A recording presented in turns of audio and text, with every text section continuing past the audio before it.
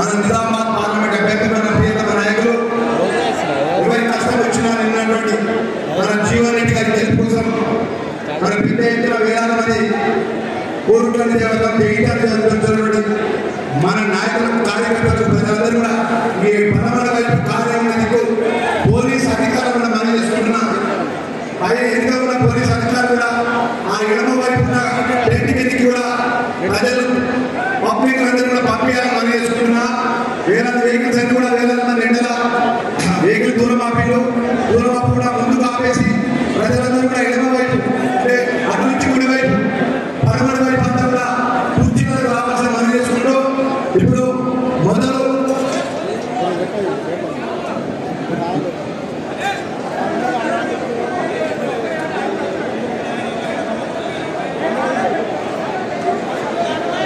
జైగాల్ municipal chairperson సోదరి మన జ్యోతి గారిని మాట్లాడాల్సిన మనం చేసుకుంటున్నాం.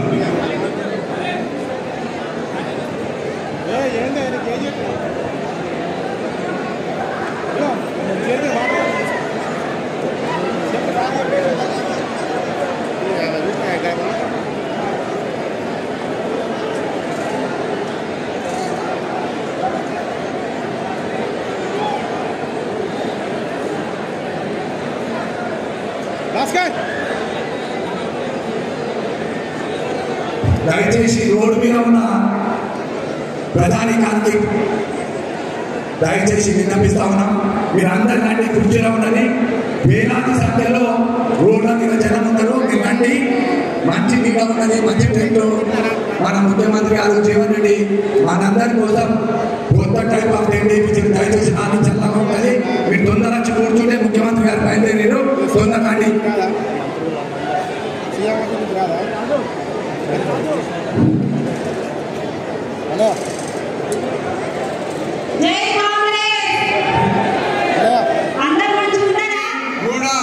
డిసెంబర్ 2025 వరకు క్రషింగ్ బోర్డు స్టార్ట్ చేస్తామని సభా కమిటీ మన కోరుట్ల గుత్తంపేటలో చెప్పడం జరిగింది.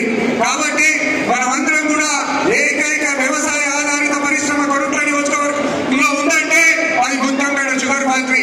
ఆ షుగర్ ఫ్యాక్టరీని ఓపెన్ చేసే బాధ్యత ఇవాళ జీవన్ రెడ్డి గారు తీసుకోవడం జరుగుతుంది. కాబట్టి ముఖ్యమంత్రి గారు కూడా ఏదైతే ఫ్యాక్టరీ ముందు బస చేసి ఇవాళ వారు కూడా కమిటీ చేసి ముందుకు తీసుకెళ్తుంది. కాబట్టి రేవంత్ రెడ్డి గారు ఆ ప్రసంగంలో చెప్పడం జరుగుతుంది. కాబట్టి మనమందరం కూడా జగిత్యాల కంటే ఎక్కువ మెజార్టీ నిరూపించాలి.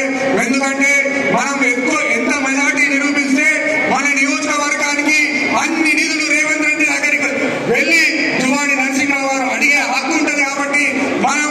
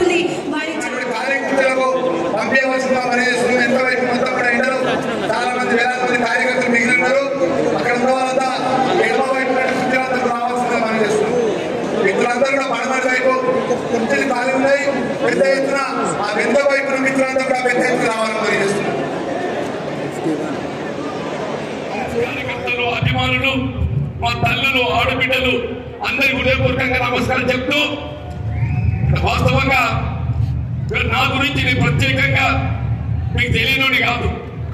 నా సుదీర్ఘ ప్రజా జీవితం దాదాపు 4 దశాబ్దాల క్రితం పంచాయతీ సమితి అధ్యక్షుడిగా ఆరంభింపబడి శాసనసభ్యుడిగా, మంత్రిగా, మన శాసనమండలి సభ్యుడిగా పట్టభద్రుల నియోజకవర్గానికి నాకు ఎన్నికల్లో గెలిచిన ఆశించిన ఫలితం పొందలేకున్నప్పటికీ కూడా ప్రజానీకానికి అందుబాటులో ఉండి సేవ చేయడమే నా బాధ్యత భావించేటువంటి వాడిని నేను అని చెప్పంటాను.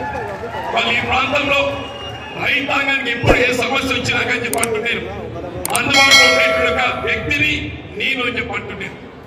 రైతాంగానికి ప్రాజెక్టు ద్వారా సాగునీరే కానీ, కరెంటే కానీ, ధాన్యం సేకరణ, రైస్ మిల్లుల దోపిడీ నుండి నిలువరింప చేయడమే కానీ, ఏ సమస్య ఉత్పన్నమైనా అండగా నిలబడేవాడు ఎవరు అని చెప్పంటే జీవన్ రెడ్డి అని చెప్పి చెప్పక తప్పదని చెప్పంటున్నాను. మొన్నటి శాసనసభ ఎన్నికల్లో ఆశించిన ఫలితం పొందలేని పరిస్థితుల్లో కాంగ్రెస్ పార్టీ అధిష్టానం పెద్ద రేవంత్ రెడ్డి గారు, గౌరవ ముఖ్యమంత్రి గారు, నా సేవలు ఏదైతుందో కాంగ్రెస్ పార్టీ బలోపేతం కొరకు ప్రజా సేవకు వినియోగింప చేయాలనే భావనతో పార్లమెంట్ పోటీ చేయాలని చెప్పని వారు సూచించినప్పుడు వాస్తవంగా వారు కరీంనగర్ పార్లమెంట్ కి పోటీ చేయాలని చెప్పని భావించింది. నేను చెప్పాను, నాకు ప్రజా జీవితంలో రాజకీయ జన్మనిచ్చింది జగిత్యాల నియోజకవర్గం. జగిత్యాల శాసన నియోజకవర్గం గతంలో కరీంనగర్ పార్లమెంట్ నియోజకవర్గంలో ఉన్నప్పుడు అప్పుడు కరీంనగర్ పోటీ చేసే మాట వాస్తవం. వీళ్ళు మారిన పరిస్థితులకు అనుగుణంగా జగిత్యాలే కానీ, కోరుట్లే కానీ పునర్విభజనలో ఏదైతుందో నిజామాబాద్ లో అంతా బాగుపడడం జరిగింది. నా కాంగ్రెస్ పార్టీ అధిష్టానం పార్లమెంట్ సభ్యుడు పోటీ చేసే అవకాశం కల్పించాలని భావించిన తరుణంలో వారు ఒకటే కోరినాడు. రాజకీయంగా ఒకటే నా జీవిత అంకం వరకని చెప్పంటున్నాను. నాకు రాజకీయ జన్మనిచ్చినటువంటి ఒక ఈ జగిత్యాల ప్రాంతానికి సేవ చేయడం ఏదైతుందో నా బాధ్యత చెప్పని పేర్కొంటూ నాకు అవకాశం ఏదైతుందో నిజామాబాద్ కల్పించాలని చెప్పని కోరడంతో మరి కాంగ్రెస్ పార్టీ అధిష్టానం పెద్ద రేవంత్ రెడ్డి గారు వారు ఏదైతుందో మన ఆలోచనకు అనుగుణంగా నిజామాబాద్ పార్లమెంట్ అవకాశం కల్పించడం జరిగింది. ఈరోజు వాస్తవం చెప్పండి, నేను ప్రజా జీవితంలో ఎన్నో ఒడిదుడుకులు ఎదుర్కొన్నాను. కాంగ్రెస్ పార్టీ నాకు ఆది నుండి కూడా చెప్పండి, నేను నాకు అండగా నిలిచిన ప్రతిసారి నాకు అవకాశం కల్పించింది. అయినా ఎన్నికల్లో గెలవడం అనేది మనం అనుకున్నట్టు ప్రతిసారి సాధ్యం కాదు. నేను 6 పర్యాయాలు శాసనసభ గెలిచింది. 5 పర్యాయాలు ఏదైతుందో ఆశించే పొందకుంటే ఎన్నికల్లో ఓటమి చేయడం జరిగింది. అయినప్పటికీ కూడా ఎన్నికల్లో గెలవడం ఉండడం కాకుండా ప్రజానీకానికి అందుబాటులో ఉండడమే ఒక ప్రజాప్రతినిధి బాధ్యత భావించి అనునిత్య ప్రజలకు అందుబాటులో ఉండేటువంటి వ్యక్తి ఏదైతుందో మీకు తోడు ఉన్నటువంటి వాడిని ఈ జీవన్ రెడ్డి అని చెప్పండి. దయచేసి నన్ను ఆదరించాలని చెప్పండి. రాజకీయంగా వ్యక్తులు మాట్లాడుతున్నారా?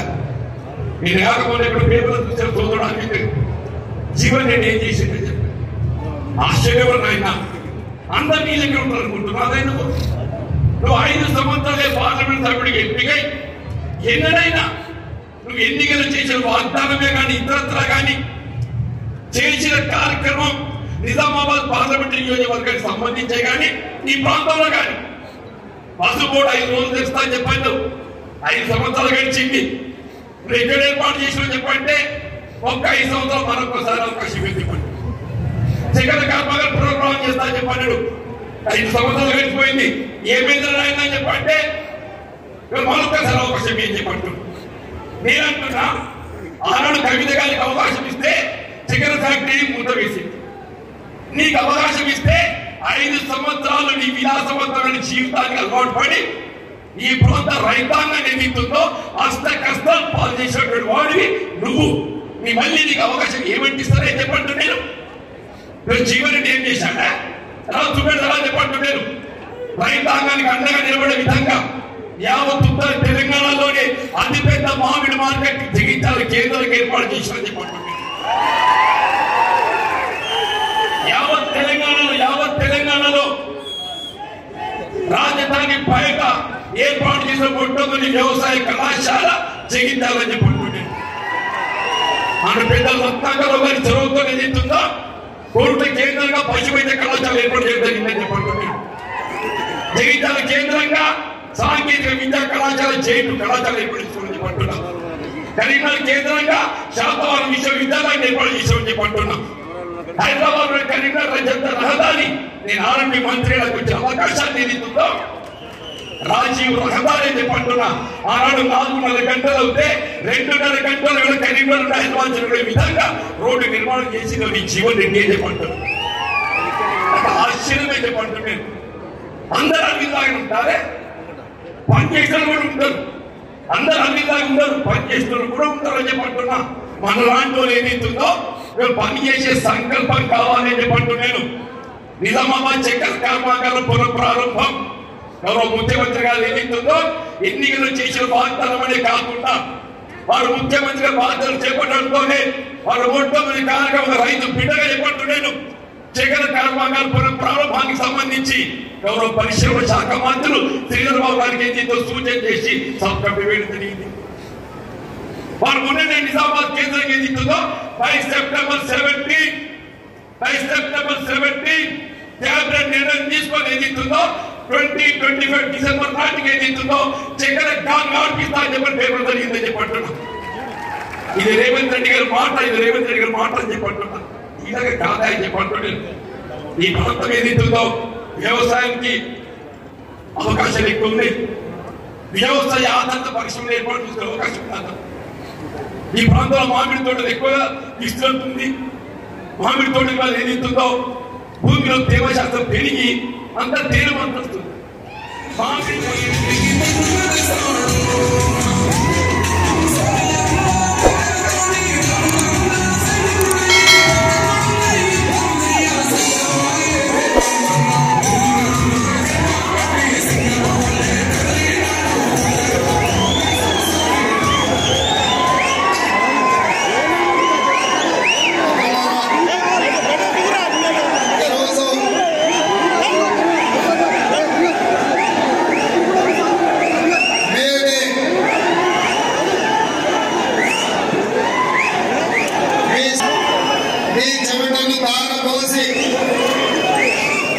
కండరాలను కలిగించి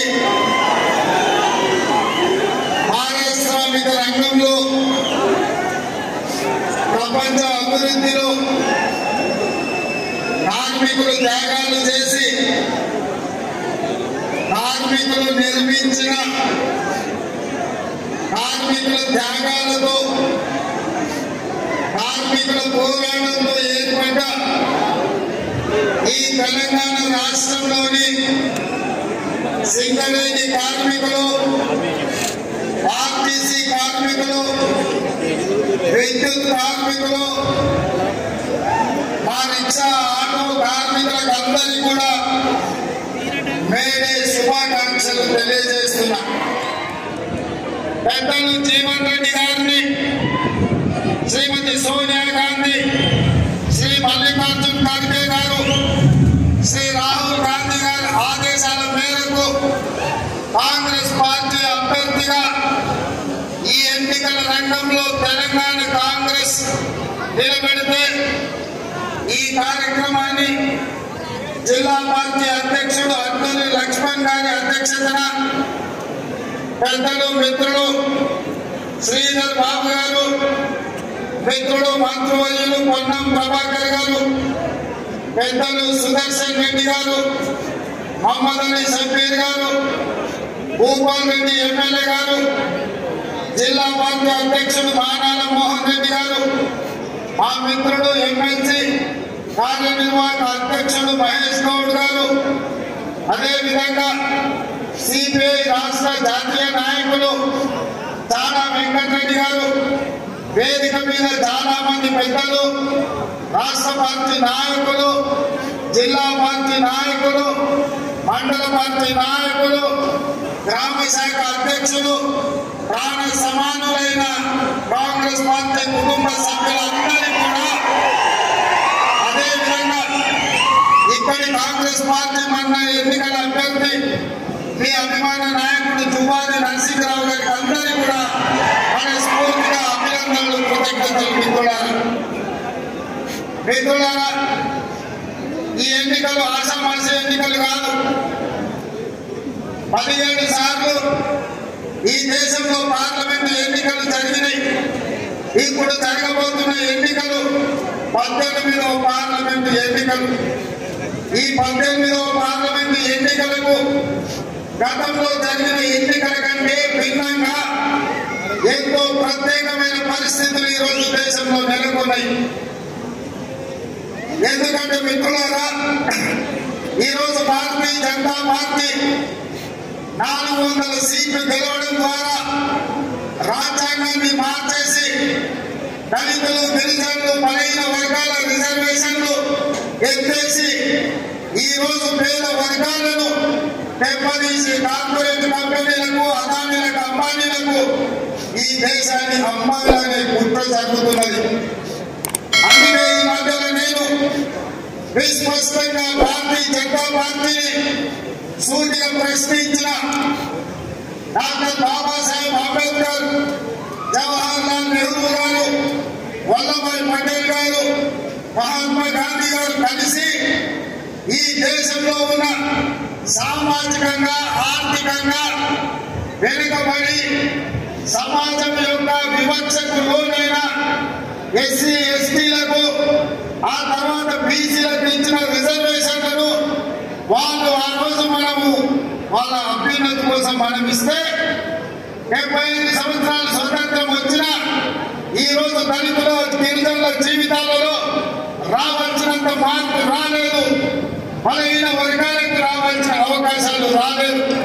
అందుకే రాహుల్ గాంధీ గారు కన్యాకుమారి నుంచి కాశ్మీర్ వరకు 150 రోజులు 4000 కిలోమీటర్లు పాదయాత్ర చేసినప్పుడు బలహీన వర్గాలకు సంబంధించిన డాక్టర్లు, ఇంజనీర్లు, లాయర్లు, ఐఏఎస్లు, ఐపీఎస్లు, పీజీలు, పిహెచ్డీలు చదువుకున్న విద్యార్థులు రాహుల్ గాంధీ గారిని కలిసి ఈ దేశంలో మేము 52% ఉన్నాం, మా జనాభా లెక్కలు వేయండి, మా జనాభా దామాష ప్రకారం మాకు రిజర్వేషన్ ఇవ్వండి, మాకు నిధులను కేటాయించండి, మేము కూడా ఈ సమాజంలో భాగస్వాములమే, ఈ దేశ నిర్మాణంలో మాకు సముచితమైన అవకాశం ఇవ్వండి అని చెప్పి ఈ వర్గాలకు సంబంధించిన నాయకులు వచ్చి రాహుల్ గాంధీ గారిని కలుసుకున్నారు.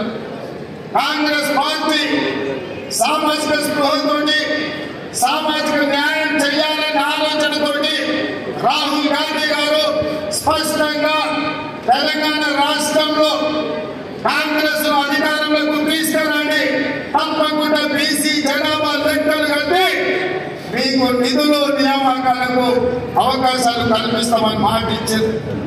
ఆ మాట ప్రకారం ఇవాళ ఈ దళితులు, గిరిజనులు, బలహీన వర్గాలు కాంగ్రెస్ అండగా నిలబడి 10 సంవత్సరాలు తెలంగాణ రాష్ట్రాన్ని పట్టి పీడించి ఈ రాష్ట్రాన్ని సర్వనాశనం చేసి 10 ఏళ్లలో 100 ఏళ్లకు సరిపోయే విధ్వంసం చంద్రశేఖరరావు చేసి ఈ రాష్ట్రాన్ని దోచుకుంటుంటే మీరందరూ కలిసికట్టుగా అండగా నిలబడి ఈనాడు ఇందిరమ్మ రాజ్యాన్ని, కాంగ్రెస్ ప్రభుత్వాన్ని తీసుకొచ్చింది.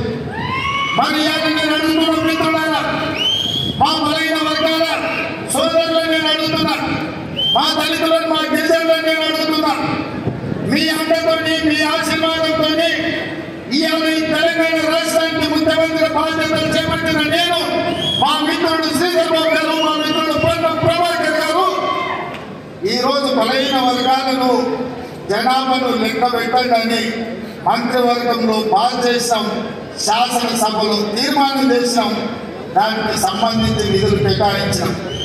అదేవిధంగా సమాజంలో మైనారిటీలు పూర్తి స్థాయిలో వివక్షకు లోనవుతున్నారని ఆనాడు శంకరరావు గారి నేతృత్వంలో డాక్టర్ వైఎస్ రాజశేఖర రెడ్డి గారు మైనారిటీలకు కూడా 4% రిజర్వేషన్ ఇచ్చి వాళ్ళు కూడా ఈ దేశంలో భాగస్వాములై ఈ దేశంలో వాళ్ళు కూడా న్యాయం జరగాలి అని నిర్ణయం తీసుకున్నారు. ఇంత కాంగ్రెస్ పార్టీ దళితులు, గిరిజనులు, బలహీన వర్గాలు, మైనారిటీలకు రిజర్వేషన్ ఇచ్చి నిధులు కేటాయించి వాళ్ళ అభ్యున్నతి కోసం పనిచేయాలనుకుంటుంటే ఇవాళ బీజేపీ కుట్ర చేస్తున్న సోదరులారా, ఆ కుట్ర ఏంటంటే చూసి ఉంటారు మీరు మోడీ గారి ఉపన్యాసాలు. ఈ స్మార్ట్